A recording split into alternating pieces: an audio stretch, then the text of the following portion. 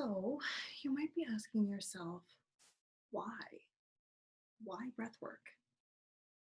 You're curious, but you're actually not sure what the point of all of this is. Well, there's like a whole host of things, and we'll go over a few things. So, first of all, your respiratory system is one piece of the puzzle that makes up your body. And as you know, puzzles connect to each other. They are not standalone. The pieces are not standalone. So your respiratory system has an impact on the way your body functions, not just because of the oxygen that it's bringing to your body, the very vital oxygen that it's bringing to your body, but there's a few other things. So if you think about your rib cage opening and closing, expanding and contracting, you're like, so great, it does that. It's supposed to. You're right, it is supposed to. But what happens when the body expands and contracts, muscles, joints, your whole chest, is it creates kind of a suction. And that suction is part of what moves your lymphatic system. Now, some of you have heard of the lymphatic system and some of you have not. Your lymph nodes are what most people think of when they think lymphatic system, but there's a whole host of lymphatic vessels as well in your body that carry the fluid to your lymph nodes. And that fluid, if it's not carried away properly, is what causes chronic swelling and edema. Now, with chronic swelling and edema, you have less ability for your cells to get the nutrients and oxygen that they need, and you have a longer wait time for the waste to be removed. So it's like twice as bad. So we want to make sure that we keep that swelling, that edema down. This is why everybody's talking about like the battle against inflammation. Inflammation, edema, swelling, it's all very similar. Anyways, so that is one of the things that happens when you expand and contract your chest, is you're helping that lymphatic system. Now, you have something in your abdomen called a cisterna chyli, and that's like the major fluid collection point of the lymphatic system from the lower limbs. And when you are breathing, deep breathing with your diaphragm,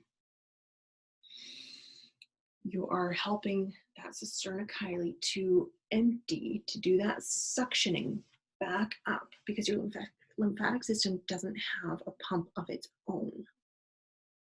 So it relies on muscle contraction, pressure change, and like the rhythm of the arteries beside it, and gravity, to help move that fluid back to where it needs to be, which is essentially dumping it back into the circulatory system so that you don't lose all of that beautiful blood volume. Another thing breathing does is it changes the pressure from your thoracic cavity to your abdominal cavity. People think about their lungs and just think, okay, well, they're tucked up behind my ribs, they expand, they contract, they give me oxygen. All of these things are true and they're good. But did you know that your lungs don't fill up this whole cavity down here? This is your liver.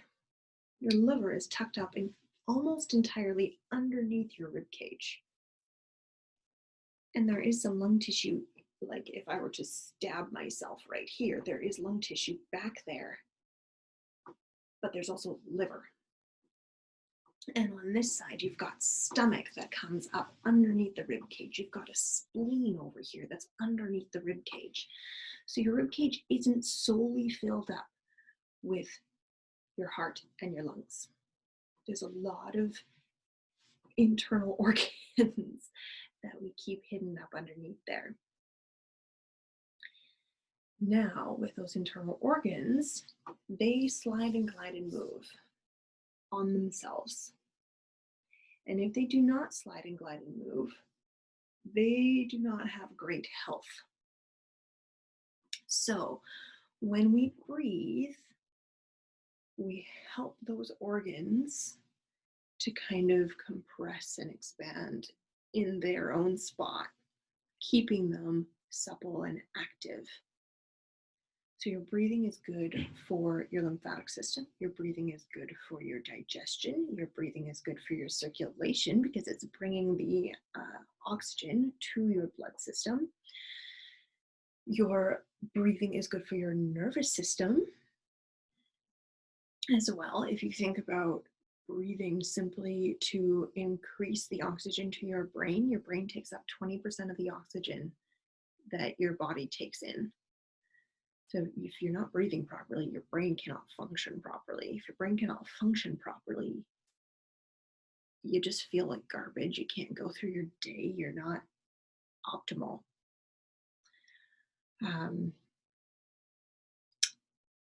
Circulatory, nervous, digestion, lymphatic, nervous.